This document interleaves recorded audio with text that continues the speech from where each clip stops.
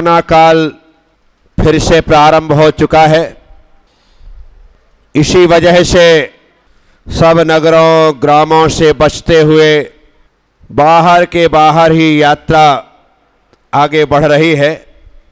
औरंगाबाद जैसा शहर, धार्मिक नगर, कोरोना की वजह से छोड़ करके मुझे बाहर के बाहर निकलना पड़ा। औरंगाबाद पार करने के बाद एलोरा की गुफाओं को देखने का मन कि एक ऐसी ऐतिहासिक धरोहर जो हमारी संस्कृति को, हमारी सभ्यता को दिग्दर्शित करती है। औरंगाबाद से आगे बढ़कर के सबसे पहले हमने जटवाड़ा जी में अष्टयकारी मूल नायक श्री पार्श्वनाथ भगवान के दर्शन किए। एक प्राचीन क्षेत्रों में जटवाड़ा का नाम है। गणधराचार्य श्री कुंतसागर जी महाराज के आशीर्वाद से उनके सुयोग्य शिष्य सारस्वताचार्य देवनंदी जी महाराज, उनकी प्रेरणा से उस क्षेत्र का बहुमुखी विकास हुआ। उस जटवाड़ा जी में जाने के बाद भगवान के दर्शन तो हुए ही। जो वो मंदिर है वो अपने आप में अनूठा ही है। बहुत अच्छी तरीके से उसमें कारीगरी हुई है, नक्काशी हुई है। चारों तरफ जिस प्रकार से शिखर का निर्माण किया गया है वह देखने के काबिल है। जटवाड़ा जी में प्रवास करके रुकना था नहीं, दर्शन किए, अभिषेक देखा, आहार किया, दोपहर में एलोरा के लिए विहार किया। चलते चलते चलते लंबा समय हो गया था, यात्रा भी पूरी होने में बहुत वक्त था।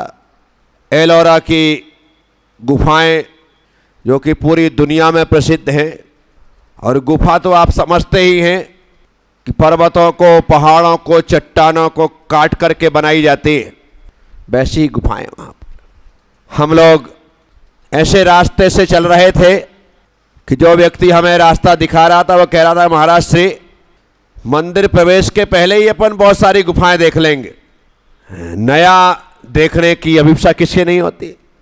तो चलो, और हम लोग चले गुफा देखने के लिए। वहीं से हकीकत में 3 परंपराओं का दिग्दर्शन कराने वाली वहाँ की गुफाएं, हिंदुत्व का परिचय देने वाली गुफाएं, जैनत्व का परिचय देने वाली गुफाएं, बुद्धत्व को बतलाने वाली गुफाएं। यानी कि जब जब जो राजा महाराजा हुए उन्होंने विशालतम गुफाओं में विशालतम आने की अद्भुत कार्य करवाया।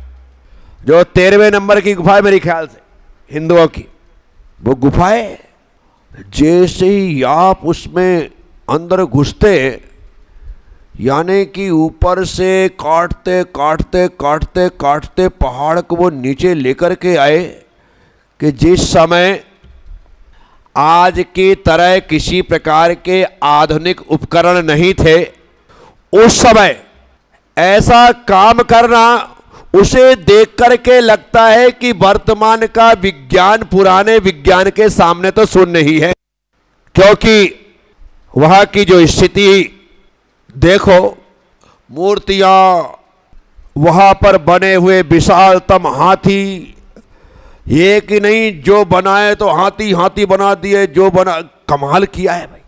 परंतु दूरी इतनी थी और हम विहार करके आए थे, थकान ऐसे लगने लगी कि अब हिम्मत हार गए कि अब बस हो गया, अब इसके आगे हम नहीं जा सकते। अब जो कुछ भी है कल देखेंगे, आज नहीं। तो उसने भी कहा कि हमारा सी यहाँ से पर सीधे चलते हैं, अपनी जो गुफाएं, जैन गुफाएं नहीं देखी आज तो दूसरी गुफाओं में इतना समय लग गया कि वहाँ से अब उन गुफा से मंदिर तक आने की दूरी जो कम से कम 2 से 2.5 किलोमीटर, उस दूरी ने पसीना छुड़ा दी, पैर ऐसे कांपने लगे थे, ऐसी स्थिति हो गई थी। बड़ी मुश्किल से उस स्थान पर, मंदिर पर आए जहाँ पर आश्रम था, वहाँ आना हुआ। दर्शन किए, गर्मी से बेहाल हो चुके थे, थकान बहुत ज़्यादा लग चुकी थी। तकरीबन आधे घंटे विश्राम के पश्चात आहार चर्या हुई। कार्यक्रम था कि आहार के बाद सामायिक करेंगे। सामायिक के बाद दोपहर में पहाड़ पर चलेंगे, क्योंकि पहाड़ पर अपना जो मंदिर है भगवान पार्श्वनाथ का, गजब की मूर्ति है एलोरा की, और वहीं पर रात्रि विश्राम का कार्यक्रम था। आज रात वहीं पर रुकेंगे और सुबह वहां से उतर करके अपनी जैन गुफाओं को देख करके मंदिर आ जाएंगे। सभी लोग पूरी तैयारी के साथ। तारीफ करनी पड़ती है ऐसे समय पर उन लोगों की जो संग में रह करके सेवा करते, जहां पर गाड़ी ना जाती हों, नीचे तक गाड़ी, वहां से पूरी सीढ़ियां चढ़ करके सामान को ऊपर तक पहुंचाना, सारी व्यवस्था को जुटाना, और एक बार नहीं, 2 बार 3 बार, बार बार आना जाना करना, यह निश्चित तौर पर उस समय लगता है कि इनके मन में सेवा का भाव है, और इसी कारण से ये लोग बिना कुछ कहे अथक रूप से सेवा कार्य करते। हम लोग ऊपर पहाड़ पर रात्रि विश्राम, अद्भुत नजारा, अद्भुत। लोग तो दर्शन करने जाते हैं, वापिस आ जाते हैं। साधु संत ही हैं जिन्हें वहां पर रात्रि विश्राम का अवसर मिल सकता है, रुक सकते हैं। हम लोग वहां रुके। मंदिर में ही सामायिक के बाहर बहुत बड़ा ऐसा ही चौगान सा है, उस पर सब लोगों ने विश्राम किया। सुबह रात में ही पुजारी से सारी बातचीत हो गई थी। उन्होंने कहा कि महाराज से मैं सुबह आपको भगवान का 5:30 बजे अभिषेक दिखा दूंगा, अभिषेक करवा दूंगा, और क्या चाहिए। उसने सुबह पूरी तैयारी की। गुफा में जाने से पहले यहाँ पर भगवान का अभिषेक देखा। वहाँ के भगवान के अभिषेक के लिए जिस इंजीनियर ने सीढ़ियाँ बनाई हैं वो कमाल का है। आने की जहाँ सीढ़ियाँ बन ही नहीं सकती हैं, जहाँ कुछ हो ही नहीं सकता है, वहाँ पर फोल्डिंग वाली सीढ़ियाँ बनाती, एसएस की, और सीढ़ियाँ बराबर तरीके से अभिषेक के टाइम पर वहाँ पर चढ़ो भाई टर्न हो जाती है, वहाँ भगवान के पास पहुँच जाते, अभिषेक करते, फिर वापस हो जाती है। मैंने कहा ये चीज़ बढ़िया बनाई। आने की ये हो ना तो सुई के छेद में भी महल बनाया जा सकता है, और वही स्थिति थी। कमाल की उसकी संरचना, कमाल का उसका दिमाग कि इस प्रकार से काम हो सकता है। वह देख करके बहुत अच्छा लगा कि कभी कहीं किसी प्रकार की समस्या आए तो ऐसे इंजीनियर को बुला करके वहाँ पर काम करवाया जा सकता है। अपन सोचे कि एक बार देख करके कहीं पर जाके करवा दे तो इतना संभव नहीं है, वो वाकई में इंजीनियर के बस का ही खेल है। सबने बहुत ठाठ से, बहुत अच्छे से भगवान का अभिषेक किया। अभिषेक करने के पश्चात हम सब लोग वहाँ से अपनी जैन गुफाएं, जो 4 गुफाएं हैं 23, 31, 32, 33 नंबर की, उन गुफाओं को देखने के लिए हम चले। उन गुफाओं को देखने के चले। अब वहाँ से नीचे उतरे। बाहर के द्वार को देख कर के आप अंदाजा नहीं लगा सकते कि भीतर ऐसा साम्राज्य फैला होगा। इतना सा द्वार जिसमें झुक कर के प्रवेश करना है, लेकिन अंदर जब आप पहुंचते हैं तो आंखें खुली की खुली रह जाती है। वो गलियारे, वो वहां पर आंगन, वो वहां पर चौगान, वो वहां पर विशालतम मंदिर, वो वहां पर विशाल मंदिर के सामने लंबा चौड़ा प्रांगण, कई स्तंभों पर खड़ा हुआ वह जिनालय, जहां देखो वहां, यहां से घुसो वहां जाओ, हर जगह बड़ी बड़ी मूर्तियां एक से बढ़ करके। एक एक गुफा में यदि अच्छे से देखो तो एक एक नहीं, 2-2, 4-4 दिन लग जाएं। अब वो व्यक्ति दिखाने वाला एक गुफा दिखा दी, दूसरी गुफा दिखा दी, दिखाए जाए। अब तो लगने लगा कि भाई कितनी गुफाएं हैं, ये गुफा के अंदर गुफा, गुफा के अंदर गुफा, गुफा के अंदर गुफा है क्या। घुसते जाओ, आपके ऊपर कि आप क्या कर सकते। मेरी ख्याल से हम लोगों को उन गुफाओं को देखने में 4 घंटे लगे होंगे। उसमें भी हमने कहा कि अब बस, अब हम चलना चाहते, बहुत देख लिया, अब इससे ज़्यादा नहीं हो सकता। ऐसा वैभव फैला हुआ है। उन लोगों को देख करके लगता है कि जिन्होंने वो गुफाएं बनाई हैं, हम तो जरा सा एक मंदिर बना करके ऐसा सीना तानते हैं कि हमने बड़ा मंदिर बना रखा है। अरे जाकर के उन गुफाओं को देखो, जिन्होंने उन्हें बनाया है, उन्हें देख करके हमारा सीना चौड़ा होता है कि वाकई में जैन पुरातत्व भी कुछ है, जैन धर्म की धरोहर भी कुछ है, जो हमारे राजा महाराजाओं ने, हमारे सेठ साहूकारों ने वो काम किया। अद्भुत। आज तो हमारे पास सब कुछ होने के बाद भी हम कुछ नहीं कर पाते। पहले उन्होंने क्या नहीं किया होगा। मैं जब जयपुर गया तो वहाँ 24 महाराज का मंदिर है, और 24 महाराज का मंदिर है तो 24 महाराज का मंदिर एक गलियारा है, उसमें 24 बड़ी बड़ी मूर्तियां विराजमान। मैंने इतिहास पूछा कि है क्या? बोले आगरा के राजा थे, उनका एक खजांची था, उसको महाराज ने भेजा कि जाओ जयपुर। जयपुर आया। जयपुर आने के पश्चात महाराज का लंबा काम था, 4, 6, 8 महीने का। तो लगा महाराज का काम तो चलता रहेगा, अब मैं यहाँ पर आया हूँ तो कम से कम कुछ भगवान की मूर्तियाँ बना करके विराजमान कर देता हूँ। तो उसने विशालतम बड़ी बड़ी 24 मूर्तियाँ भगवान की विराजमान बनवाई।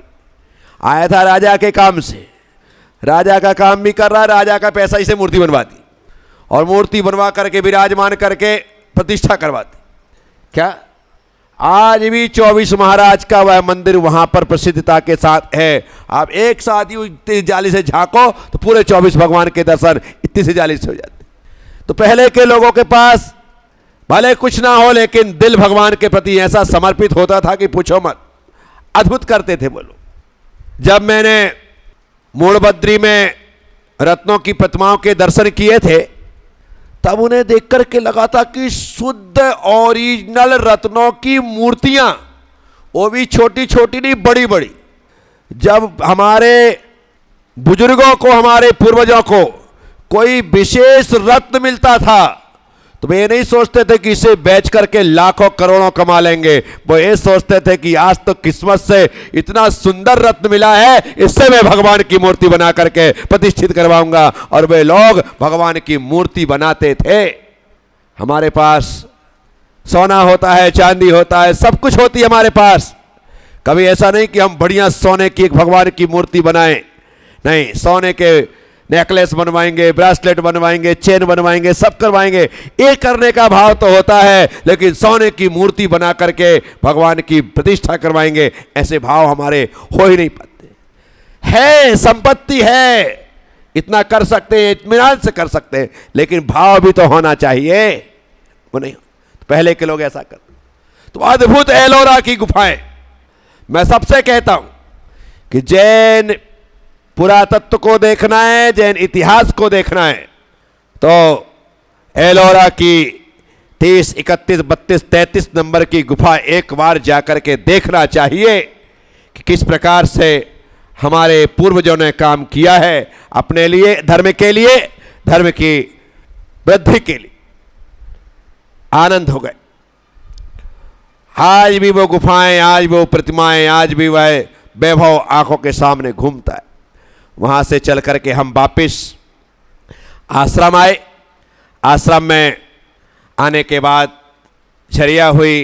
दोपहर में सामायिक आदि करके संध्याकालीन सत्र में जाने का विचार तो कर ही नहीं पा रहे थे, क्योंकि गर्मी के दिन और महाराष्ट्र, वहाँ तो गर्म दिसंबर और जनवरी में ही पड़ती। हमारे प्रिय तीर्थ जी महाराज, जो उस समय ब्रह्मचारी सौधर्म भैया थे, हम जिस पासना जिनालय में पहाड़ में रुके थे, वहाँ से थोड़ी ऊपर एक गुफा सी बनी हुई थी। वहाँ के पुजारी ने बता दिया कि इस गुफा में चारण रिद्धिधारी मुनि आया करते थे। क्या? चारण रिद्धिधारी मुनि आया करते थे, साधना करते थे। बस उसने हमको एक दिन पहले शाम को ही बता दिया था। दूसरे दिन हम वहाँ रुके थे, फिर गुफा में चले गए थे। मैंने कहा भैया जी को जम गई कि मैं तो जाऊंगा। क्या? मैं तो, इनको जम गई बात। दूसरे दिन हम गुफा देख करके नीचे उतर करके आ गए। भाई साहब ने भोजन किया, अपने डिब्बा लिया, उसमें पानी भरा, सारिका जी को साथ लिया और चले भाई साहब गुफा देखने। वही तो चले गुफा देखने। तो पहले तो उन्होंने सारी गुफाएं देखी, बुद्ध गुफा, हिंदू गुफा, सब गुफाएं देखी। और उसके बाद सारिका जी से कहा कि अब मैं थोड़ा वो ऊपर वाली गुफा होकर के आता हूँ, और इनसे ले लिया इनका मोबाइल। ये तो बहुत अच्छा किया कि इनका मोबाइल ले लिया। अन्यथा इनसे संपर्क कैसे करते हैं। सारिका जी तो आ गई बैठ करके ऑटो से आश्रम में, और भैया जी पर चढ़ गए चारण रिधिधारी मुनिराज की गुफा में, जहां जाने का कोई रास्ता था ही नहीं, रास्ता ही नहीं था। यदि रास्ता होता तो हम भी जाते, रास्ता था ही नहीं। गिरते पड़ते XYZ जैसा भी होते हुए ऊपर पहुंच गए। वहां जाकर के इन्होंने जो देखा दाखा, तो आप इनसे ही पूछना क्या देखा। वहां पहुंच गए, हलाकान तो हो ही गए थे। अब इनको सबसे ज्यादा डर लग रहा था कि हम नीचे जाएंगे अच्छी खासी डांट पड़ने वाली, डर इस बात का था। सारिका जी यहां पर आ गई और उन्होंने बताया कि वो तो ऊपर गए पहाड़ पर। इन्होंने बताया, मैं चिंतित हो गया कि अपन ने तो इनसे की थी थोड़ी सी हल्की सी मजाक की, चढ़ जाओ चले जाओ चले जाओ, सही में चले गए। मैंने सोनू से कहा कि सोनू बहुत बुरी स्थिति है, अब वो घबराए हुए होंगे, थके हुए होंगे, प्यासे होंगे, सब कुछ उनको तकलीफ होगी, और सबसे बड़ा उनको मेरी डांट का डर होगा। एक काम कर, तू गाड़ी लेकर के कम से कम वो सीढ़ियों तक चला जा, क्योंकि वो उतर करके पार्षद मंदिर में आएंगे और वहीं से नीचे आएंगे। इसने मेरी बात मानी और सीधे वहां पर पहुंचा। भाई साहब गोरे नारे तो थे ही, धूप से लाल चट हो गए, डर के मारे भी चट लाल हो सुर्ख हो गए। सोनू को देख करके इनको और लगा कि अब तो हो गया काम, पर सोनू ने कुछ नहीं बोला। गाड़ी में इनको टू व्हीलर में एक्टिवा थी, उसमें बिठाला और लेकर के आ गए। अब यहाँ पे आ तो गए, अब इनकी हिम्मत ना हो कि मेरे सामने कैसे आए। इन्हें खाना खा पी लिया, वो कुछ हो गया, अब डर लगे। परंतु मैंने सोच रखा था कि एक तो व्यक्ति ऊपर तक गया, इतना परेशान हुआ, यदि मैं कुछ बोलूंगा तो उनका जाना ही व्यर्थ हो जाएगा। मैंने कहा डांट तो लगाने नहीं है।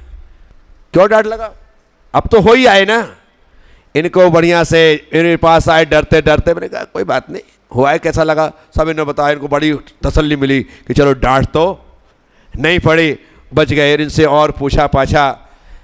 ऐसे टाइम पर मैं आपको ये संदेश देना चाहता हूँ कि ऐसे टाइम पर जब आपके बच्चे से कोई गलती हो जाए तो चार चाटे मत मारो, अपितु उस समय शांति रखो, उसे शांत हो जाने दो। फिर धीरे से 2 दिन बाद 4 दिन बाद पूछ लेना, और उस समय लगा तो लगा भी देना कि बेटा आज तो गलती की, लेकिन आगे मत करना। उस समय मत मारना। 2 दिन बाद चलेगा, 4 दिन बाद चलेगा, लेकिन उस समय नहीं चलेगा। ऐसा करने से तुम्हारे बच्चे में दृढ़ता भी आएगी, पिता के प्रति, भाई के प्रति सम्मान भी बना रहेगा, और आने वाले समय में वैसी गलतियां भी नहीं बात है। और इस बात को समझ करके हमें ध्यान में रखना है। तो इस प्रकार से एलोरा की शानदार यात्रा हमारी हुई। अब यहां से हमारा लक्ष्य है मांगी तुंगी जी की यात्रा का, और यहां से बढ़कर के हम नांदगांव मालेगांव होते हुए मांगी तुंगी पहुंचेंगे, लेकिन उसकी चर्चा कल। ओम नमः। सबसे क्षमा, सबको क्षमा। जय गुरुदेव, जय महावीर।